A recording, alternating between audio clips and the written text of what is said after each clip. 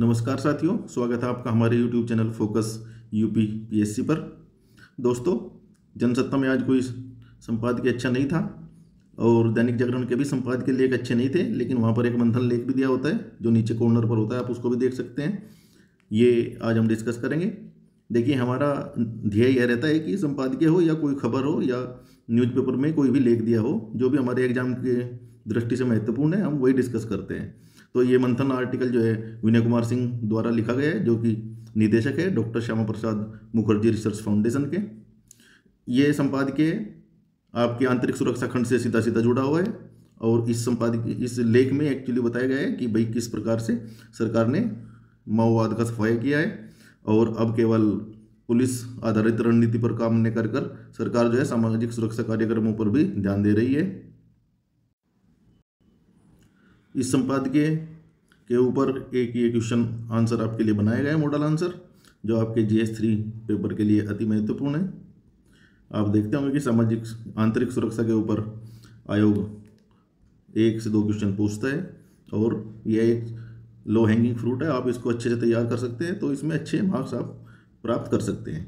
ये आपका क्वेश्चन है और ये आंसर आप देख लीजिए, पॉइंट में बनाया गया है, बुलेट पॉइंट और हेडिंग और सब हेडिंग का प्रयोग करके। यहाँ अंत में एक फैक्ट शीट भी आपको दी गई है, इसको आप नोट कर लीजिएगा क्योंकि ये आपकी मुख्य परीक्षा में काम आएंगे। इसके बाद ये हमारा एक समीक्षा अधिकारी टेस्ट सीरीज चल रही है, इसमें आप हिंदी और आपको निबंध के 31 टेस्ट कराए जाएंगे, जिनमें 10 फुल लेंथ टेस्ट और 21 मिनी टेस्ट कराए जा रहे हैं। आप इससे जुड़ने के लिए हमारे इस नंबर पर संपर्क कर सकते हैं 9811504781, या हमें इस नंबर पर टेलीग्राम भी कर सकते हैं। इस चैनल से आप जुड़ सकते हैं। ये हमारा टेलीग्राम चैनल है फोकस यूपी PCS और ये हमारा यूट्यूब चैनल है, यहाँ इसका आप डिस्कशन देख सकते हैं। ये देख सकते हैं आप किस प्रकार से कॉपी चेक हो रही है, मॉडल आंसर दिए जा रहे हैं और आपको आयोग के जैसे प्रश्न पत्र दिए जा रहे हैं जिससे आपकी अच्छी तैयारी हो सके। वह ये ड्राफ्टिंग खंड हो या वोकेबलरी खंड हो, सभी कराए जाएंगे आपको। अभी हम अपना संपादकीय डिस्कस करते हैं जल्दी से। इस लेख के जो है मुख्य बिंदु में पढ़ देता हूँ, उसके बाद सीधा क्वेश्चन आंसर करेंगे, जो कि हमारे इस यूट्यूब चैनल की और इस पहल की विशेषता है। पिछले 2 दशकों तक बस्तर के जंगलों में आतंक का पर्याय रहे हिडमा। एक्चुअली अभी आपने पढ़ा होगा खबरों में कि हिडमा जो एक आतंकवादी था, इस पर 1 करोड़ का इनाम था, इसको सुरक्षा बलों ने मार गिराया है। तो ये उसी के संदर्भ में यह लेख लिखा गया है। तो हिडमा को मार गिराया गया है। हिडमा का सफाया मात्र एक अपराधी का अंत नहीं, अपितु आंतरिक सुरक्षा के उस रणनीतिक विकास का परिणाम है जो पिछले 1 दशक से आकार ले चुका है। अब ये कुछ फैक्ट यहाँ दिए गए हैं कि 2014 में, अर्थात 1 दशक में आप लिखिए 2014 से 2024 तक क्या क्या सरकार की जो है उपलब्धियाँ रही हैं।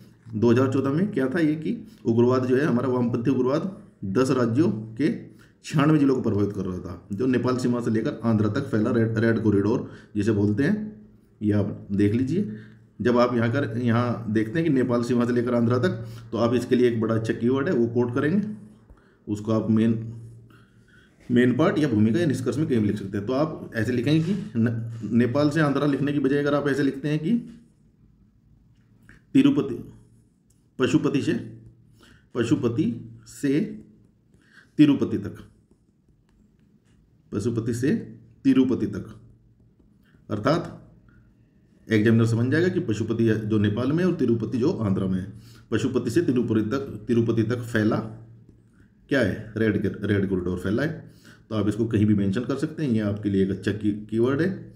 इस प्रकार के कीवर्ड आपको दूसरों से ज़्यादा अंक दिलाते हैं मुख्य परीक्षा में, तो ये आप लिख लीजिए। यही बताया गया कि उस समय 10 राज्य और 96 जिले प्रभावित थे। वर्तमान में यह सिमट कर कहाँ तक रह गए, जो गृह मंत्रालय की रिपोर्ट कह रही है, यह सिमट कर केवल 45 जिलों तक रह गया है, अर्थात 50% से भी अधिक कमी नक्सलवाद और रेड कॉरिडोर में आई है। ये देखिए, नक्सली घटनाओं में जो है 77% की कमी आई है। हालांकि सुरक्षा बलों का कुछ बलिदान हमें देना पड़ा है, लेकिन उसमें एक भारी कमी आई है। अभी 90% तक जो है हमारा सुरक्षा बलों का बलिदान कम हुआ है। तो ये आप देख लीजिए, इसमें क्या क्या दिया हुआ है, खुफिया तंत्र, सैटेलाइट मैपिंग, राज्य पुलिस, केंद्रीय सुरक्षा बल, खुफिया एजेंसियों के बीच समन्वय से यह सब सफलता मिल पाई है। दूसरा पहलू ये भी है मुख्य धारा में वापसी, क्योंकि सबसे सरकार की प्राथमिकता यह होती है कि हथियार छोड़कर जितने भी नक्सली है या माओवादी है वो मुख्य धारा में शामिल हो जाए। तो पिछले एक दशक में मुख्य धारा में शामिल होने वालों की संख्या भी बढ़ी है। इसके लिए सामाजिक पुनर्वास कार्यक्रम चलाए जा रहे हैं, जैसे कि आप रोशनी पहल जरूर लिखेंगे यहाँ पर, रोशनी पहल। इसके तहत क्या हो रहा है, बच्चों को शिक्षा दी जा रही है, प्रशिक्षण दी जा रहा है और उनके पुनर्वास में सरकार मदद कर रही है। ये आप देख लीजिए, ये मुख्य बातें हैं। इसके बाद हम सीधा प्रश्न पढ़ेंगे। वैश्विक मान्यता भी दी गई है। हम देखिए, इंटरनेशनल क्राइसिस ग्रुप जैसे सुरक्षा थिंक टैंकों ने अपनी रिपोर्ट में भारत की प्रशंसा की है कि नक्सलवाद को कंट्रोल करने में भारत के प्रयास सफल रहे हैं। इसका जो ये लेख है इसका लगभग हुआ भी है। बाकी अब क्वेश्चन देखते हैं हम। क्वेश्चन में हम इस लेख के अतिरिक्त भी कुछ फैक्ट शामिल करेंगे और कुछ हेडिंग शामिल करेंगे जो आपके आंसर राइटिंग में काफ़ी मदद करेंगे। ये देख सकते हैं आप, ये GS3 से जुड़ा हुआ है सीधा सीधा। एक क्वेश्चन आप देख लेते हैं। भारत में माओवाद की चुनौती के संदर्भ में आंतरिक सुरक्षा के नए प्रतिमानों की व्याख्या कीजिए। अर्थात इसका पैटर्न जो बदल रहा है अभी आंतरिक सुरक्षा में, पहले क्या होता था, सीधा पुलिस बल या सुरक्षा बलों द्वारा कार्रवाई की जाती थी, लेकिन अभी पैटर्न चेंज हो रहा है। जैसे सुरक्षा बलों की कठोर कार्रवाई, जैसे समाधान स्ट्रेटेजी आप लिखेंगे, इसकी फुल फॉर्म लिख देंगे, नीचे दी हुई है। और इसके साथ साथ सामाजिक कार्यक्रम भी चलाए जा रहे हैं, जैसे बच्चों के लिए लाइब्रेरी खोली जा रही है। इसमें आप उदाहरण दे सकते हैं, OP चौधरी की कुछ पहलों को मेंशन कर सकते हैं। उन्होंने बस्तर जिले में काफ़ी अच्छी सामाजिक पहलें शुरू की थी, छात्रवृत्ति शुरू की गई थी और बच्चों के लिए मॉडल स्कूल शुरू किए गए थे, जिनसे शिक्षा को बढ़ावा मिला और बच्चे इस नक्सलवादी विचारधारा से दूर हुए। अब इसका एक नए प्रतिमानों की व्याख्या करनी है। सरकार द्वारा अपनाई गई रणनीति के क्या परिणाम सामने हैं, यह भी आपको बताना है। ये क्वेश्चन जो है हम वही 250 शब्दों में लगभग तैयार करते हैं, जो UPPCS में 200 शब्दों में पूछा जाता है। उसमें भी आपके उसके लिए भी आपके हेल्पफुल है। और UPSC के लिए सीधा 250 शब्दों में पूछा जाता है, तो वो क्वेश्चन भी आपका हल हो जाएगा। अगर कम शब्दों में पूछे जाते हैं 8 मार्क्स में UPPCS में, तो आप इसमें से कुछ पॉइंट घटा सकते हैं। ये मॉडल आंसर दिया हुआ है, अब आप देख सकते हैं। माओवाद अर्थात लेफ्ट विंग एक्सट्रीज्म, इसको शॉर्ट में आप ऐसे भी लिख सकते हैं, इसमें कोई दिक्कत वाली बात नहीं है। बार बार माओवाद ना लिखकर आप शॉर्ट में इंग्लिश में भी लिख सकते हैं, क्योंकि कुछ छात्रों के प्रश्न आते हैं कि क्या सर इंग्लिश के शब्दों का प्रयोग कर सकते हैं। हाँ, सीमित मात्रा में बिल्कुल आप कर सकते हैं। जो टेक्निकल शब्दावली है, आयोग की उत्तर पुस्तिका में भी साफ साफ निर्देश ये दिया हुआ होता है कि आप इंग्लिश के तकनीकी शब्दों को प्रयोग कर सकते हैं, उससे आपके किसी अंक में कटौती नहीं होगी। ये देखिए, लेफ्ट विंग एक्सट्रीज्म भारत के सामने गंभीर आंतरिक सुरक्षा चुनौतियों में से एक रहा है। वर्ष 2010 में इसे देश की सबसे बड़ी आंतरिक सुरक्षा चुनौती कहा गया था। उस समय देश के 90 से अधिक जिले इसकी चपेट में थे। पिछले एक दशक में केंद्र और राज्यों ने, आप इस प्रकार के कीवर्ड जरूर लिखेंगे, सुरक्षा प्लस विकास प्लस भरोसा आधारित बहुस्तरीय रणनीति अपनाई, जिससे आंतरिक सुरक्षा के नए प्रतिमान उभरे हैं। अब देखिए नए प्रतिमान कैसे उभरे हैं, ये आपको यहाँ बताया गया है। ये हेडिंग हम सीधा देंगे क्योंकि क्वेश्चन में पूछा गया है। ये देखिए, नए प्रतिमानों की व्याख्या कीजिए, तो यहाँ व्याख्या करेंगे। सबसे पहले जब व्याख्या लिखा होता है थोड़ा डिटेल में हम बताते हैं, इसलिए कुछ पॉइंट्स में एक्स्ट्रा लगा दिए हैं हमने यहाँ पर। आप अपने क्वेश्चन की डिमांड के हिसाब से लिख सकते हैं, जितने अंकों में पूछा जाएगा उस हिसाब से 1-1, 2-2 पॉइंट कम कर सकते हैं यहाँ से। तो भारत में आंतरिक सुरक्षा के नए प्रतिमान क्या है? पॉइंट 1, सुरक्षा प्रदान रणनीति का उन्नत रूप, अर्थात हम जो अपनी सुरक्षा प्रणाली को मजबूत कर रहे हैं वो कैसे, ये 4-5 पॉइंट दिए हैं। समाधान सिद्धांत, ये समाधान स्ट्रेटेजी आप सब लोग जानते हैं। समाधान डॉक्ट्राइन क्या है? स्मार्ट लीडरशिप, एग्रेसिव स्ट्रेटेजी, और इसका सब इंग्लिश में जो मीनिंग लिखे हुए हैं, आप हिंदी मीडियम में है तो आप इसमें हिंदी में लिख सकते हैं। स्मार्ट नेतृत्व, आक्रामक रणनीति, प्रेरणा अर्थात मोटिवेशन, ये आप इंग्लिश में भी लिख सकते हैं, कोई दिक्कत नहीं है। और प्रेरणा, विश्वसनीय खुफिया तंत्र, डैशबोर्ड निगरानी, डी से होता है डैशबोर्ड आधारित KPI, डैशबोर्ड मॉनिटरिंग, डैशबोर्ड निगरानी, तकनीकी का उपयोग और ठोस कार्यवाही। दूसरा पॉइंट देखिए, फॉरवर्ड ऑपरेटिंग कैंप, अर्थात फॉरवर्ड ऑपरेटिंग कैंप क्या होते हैं? जो माओवादी के गढ़ में जाकर वहाँ पर उनसे लड़ाई करते हैं, उनको नष्ट करते हैं। माओवादियों के गढ़ों में शिविरों का विस्तार, किनके शिविर? हमारे सुरक्षा बलों के शिविर। तीसरा क्या है? टेक्नोलॉजी का उपयोग, ड्रोन, थर्मल कैमरा जिसे हिंदी में बोलते हैं उष्मीय कैमरा, भौगोलिक मानचित्रण अर्थात GPS की हेल्प लेते हैं, आधारित निगरानी, कहाँ कहाँ नक्सली छिपे हुए हैं और माओवादी छिपे हुए हैं, ये सब टेक्नोलॉजी के प्रयोग से हम उसको आसान बनाते हैं, उनकी खोज करने को। विशेष बल बनाए गए हैं, स्पेशली जो ट्रेंड होते हैं माओवादियों से लड़ने के लिए। तो ये कोबरा बटालियन है एक छत्तीसगढ़ की, इसको आप लिख सकते हैं। ग्रे हाउंड आंध्रा मॉडल है, ये आंध्र प्रदेश का है, इसको लिख सकते हैं आप। और डीआरजी की सक्रिय भूमिका इसमें है। सीमा से लगे राज्यों में समन्वित अभियान, अर्थात नक्सली किस चीज़ का फायदा उठाते हैं? ट्राई जंक्शन का फायदा उठाते हैं, ट्राई जंक्शन, ये आप लिख सकते हैं। जैसे कि ये छत्तीसगढ़ और ये उड़ीसा और ये आंध्रा का बॉर्डर जो मिलता है, नक्सली यहाँ पर अपना जो है कैंप लगाते हैं। जैसे कि कोई छत्तीसगढ़ से पुलिस आती है तो वो इधर खिसक लेते हैं, और इधर कोई उड़ीसा से आती है तो वो आंध्रा या छत्तीसगढ़ चले जाते हैं। तो इसके लिए क्या किया इन्होंने? समन्वित अभियान चलाए गए। झारखंड, उड़ीसा, छत्तीसगढ़, महाराष्ट्र की संयुक्त इकाइयों की कार्रवाई की गई है, ये आप लिख सकते हैं। दूसरा क्या है? विकास आधारित सुरक्षा प्रतिमान, अर्थात अगर हम देखते हैं कि नक्सलवाद और माओवाद क्यों बढ़ता है, क्योंकि वहाँ विकास की कमी है। अगर हम वहाँ विकास लेकर आएंगे तो नक्सलवाद खुद ब खुद कम हो जाएगा। तो विकास आधारित सरकार क्या कर रही है? विकास आधारित जो है पैटर्न भी अपना रही है। इसके लिए क्या किया गया? एडीपी, ये एस्पिरेशनल डिस्ट्रिक्ट प्रोग्राम, अर्थात आकांक्षी जिला कार्यक्रम, ये माओवादी प्रभावित जिलों को प्राथमिकता दी गई है, वहाँ ये चला गया। इससे सड़कों का विकास, स्वास्थ्य, चिकित्सालयों का विकास, इस प्रकार की जो है सामाजिक विकास कार्यक्रम वहाँ पर चलाए गए हैं। दूसरा क्या है? इंफ्रास्ट्रक्चर बढ़ाया गया है, जैसे सड़क, मोबाइल टावर, बिजली, बैंकिंग और स्वास्थ्य व्यवस्था। तो वहाँ पर गरीबी में कमी आएगी और नक्सलवाद का प्रभाव खुद ब खुद कम हो जाएगा। उसके बाद यही प्रधानमंत्री ग्राम सड़क योजना जैसे इनके लिए विशेष फंड दिया गया है। LWE के लिए, LWE अर्थात लेफ्ट विंग एक्सट्रीम फंड बनाया गया है, उससे जो है सड़कें बनाई जा रही है, पुलों का निर्माण किया जा रहा है। विद्यालय पोषण कार्यक्रम जैसे मिड डे मील वगैरह चलाए जा रहे हैं। आवास, जनजातीय छात्रावास आप देख सकते हैं, इसमें आप उदाहरण देंगे यहाँ पर एकलव्य मॉडल स्कूल का, एकलव्य मॉडल स्कूल लिखेंगे आप यहाँ पर। उसके बाद क्या है? कम्युनिटी बेस्ड मॉडल जो है, अर्थात इस प्रकार की समस्याओं से निपटने के लिए क्या होता है? सामाजिक सहयोग और स्थानीय सहयोग सबसे ज़्यादा जरूरी होता है। तो उस पर आधारित भी प्रोग्राम चलाए गए हैं, जैसे भरोसा अभियान, दूरस्थ गांवों में प्रशासनिक शिविर लगाए गए हैं, स्वास्थ्य सेवाएं, पेंशन और राशन आदि की सुविधा दी गई है। इसको आप रोशनी पहल यहाँ जरूर लिखेंगे, क्योंकि ये बड़ी प्रसिद्ध पहल है। रोशनी पहल यहाँ PDF में नहीं दिया गया, लेकिन आप इसको नोट कर लीजिए। इन प्रकार की पहलों को क्या बोलते हैं?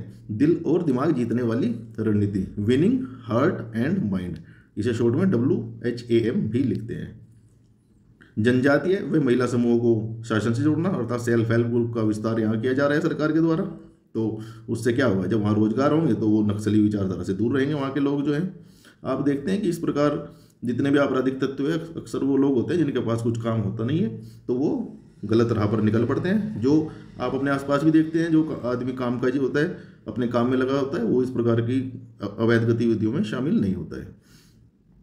अब अगला पॉइंट देखते हैं। जो पूर्व माओवादी थे, अर्थात जो माओवाद छोड़कर आ रहे हैं, उनका पुनर्वास की प्रभावी नीति अपनाई जा रही है, उन्हें पुनः समाज से जोड़ा जा रहा है। बस्तर फाइटर्स जैसे मॉडल से स्थानीय युवाओं को सुरक्षा व्यवस्था में शामिल किया गया। बस्तर में क्या किया गया कि जो वहाँ के युवा है उनको ट्रेंड किया गया कि जिससे कि वो नक्सलवाद का अगर कोई हमला होता है उनके गाँव पर तो उससे लड़ सकते हैं। तो बस्तर फाइटर जैसी पहल का आप उदाहरण देंगे, ये इंपॉर्टेंट है, इसको आप नोट कर लीजिए। तकनीकी आधारित आंतरिक सुरक्षा ग्रिड, ये वही है, सेंसर, ड्रोन, डिजिटल मानचित्र बनाया जा रहा है, डिजिटल एटलस। माओवादी फंडिंग रोकने के लिए क्या हो रहा है? हवाला की जांच हो रही है, बेनामी संपत्ति को जब्त किया जा रहा है, संदिग्ध स्थानों पर निगरानी की जा रही है। केंद्रीय और अंतर्राज्यीय सुरक्षा नेटवर्क का विस्तार किया गया है, ये आप देख लीजिए। नेक्स्ट पॉइंट देखते हैं। केंद्र और राज्य बहु एजेंसी समन्वय, अर्थात केंद्र और राज्यों में समन्वय बनाना जरूरी होता है, क्योंकि लॉ एंड ऑर्डर क्या होता है? ये एक स्टेट सब्जेक्ट है, आप जैसे जानते हैं, राज्य सूची का विषय है। तो केंद्रीय एजेंसी और जब तक स्थानीय एजेंसी मिलकर काम नहीं करेगी तो कोई भी ऑपरेशन प्रभावी नहीं होगा। तो इसके लिए एकीकृत कमान बनाई गई है। INA की खुफिया ब्यूरो, CRPF और राज्य पुलिस का संयुक्त मॉडल अभियान शुरू किए गए हैं। तो ये आप देख लीजिए। अब इसके परिणाम क्या क्या निकले हैं? इसके परिणाम जो निकले हैं, भारी हिंसा में कमी हुई है, ये डेटा आप जरूर नोट करेंगे। गृह मंत्रालय की जो रिपोर्ट है उसके अनुसार क्या है? 10 वर्षों में माओवादी हिंसा में 52% की कमी आई है। मौत जो होती थी हिंसा से, उनमें 70% की कमी आई है। प्रभावित जिलों की संख्या देखिए, पहले 90 थी, फिर 70 हुई, अब 45। अब जहाँ पर कोर नक्सली में केवल 25 जिले अभी बचे हुए हैं, और सरकार इसके लिए भी प्रतिबद्ध है, जल्दी से नक्सली प्रभाव कम हो जाएगा। माओवादी नेतृत्व और कैडर का संरक्षण, जैसे बड़े बड़े शीर्ष कमांडर मारे गए हैं। आप इसमें हिडमा का उदाहरण जरूर देना। हिडमा जो आतंक का पर्याय था, यह भी मार दिया गया सुरक्षा बलों द्वारा। बड़े पैमाने पर समर्पण कराया जा रहा है उनसे। कुछ क्षेत्रों में सामूहिक समर्पण आप देखते होंगे, न्यूज में आते हैं कि अभी 100 नक्सलियों ने समर्पण किया, अभी 1200 लोगों नक्सलियों ने समर्पण किया। उसके बाद क्या है, हथियार जो संग्रह और संचार नेटवर्क इनका कमज़ोर पड़ा है, क्योंकि सुरक्षा बलों द्वारा वहाँ निगरानी रखी जा रही है। सड़क, मोबाइल, स्वास्थ्य व शिक्षा में नो गो एरिया को समाप्त किया गया, अर्थात जहाँ तक सुरक्षा बलों की पहुँच नहीं थी उस एरिया को समाप्त किया गया। अभी हर जगह हमारी जो है प्रशासन व्यवस्था दुरुस्त की गई है। जनजातीय समुदायों की शासन भागीदारी बढ़ी है। राजनीतिक मुख्यधाराओं में युवाओं की वापसी हुई है, इसके प्रभाव से ये प्रभाव पड़े हैं हमारे समाज और प्रशासन के बीच में विश्वास बढ़ा है, अर्थात भरोसा अभियान जैसे 10 को पुरानी दूरी को समाप्त किया है। जो एक्चुअली नक्सलवाद कहाँ बढ़ता है, जहाँ समाज और शासन के बीच में दूरी होती है, तो इस दूरी को कम करने के लिए भरोसा अभियान चलाया गया है। ये जो स्वास्थ्य शिविर, विद्यालय और जन सुनवाई से सीधा संपर्क बढ़ा है। अब उनकी समस्याओं का समाधान हो रहा है, तो वो लोग असंतोष उनका समाप्त हुआ है, जो वहाँ पर स्थानीय लोग हैं। तो जब सरकार के प्रति असंतोष कम होगा तो ओबियसली वो सरकार से जुड़ेंगे और उनकी भागीदारी शासन में सुनिश्चित की जाएगी और नक्सली प्रभाव बढ़े कम होगा। महिला आधारित सामाजिक परिवर्तन, महिला सेल्फ हेल्प ग्रुप की आर्थिक स्थिति में सुधार हुआ है, तो माओवाद कमजोर हुआ है। आजीविका में सुधार हुआ है, युवा लड़कियों की भर्ती कम हुई है। जो युवा लड़कियां जो हमारी नक्सलवाद ज्वाइन करती थी या माओवाद, वो कम हुआ है। अब ये हमारी युवा छात्राएं जो हैं ये पढ़ाई की ओर बढ़ी हैं और अच्छे अच्छे पदों पर पहुंच रही हैं। आगे की राह में हम क्या लिख सकते हैं, स्थानीय प्रशासन की क्षमता, जंगल और भूमि का प्रबंधन, क्योंकि ये जनजातीय क्षेत्रों में जंगल और भूमि का एक बड़ा मुद्दा होता है, इनके अधिकारों का क्षरण होता है, तो ये असंतोष उत्पन्न होता है और ये नक्सलवाद की तरफ चल पड़ते हैं। तो जैसे इसमें आप लिखेंगे FRA अधिनियम जो आया था हमारा, वो लिख सकते हैं फॉरेन रिजर्व एक्ट, और इसके बाद जनजातीय अधिकार, पारदर्शी विकास कार्य और भरोसा बढ़ाए और पुलिसिंग इसे स्थायी बनाएंगे। तो ये आगे की राह है।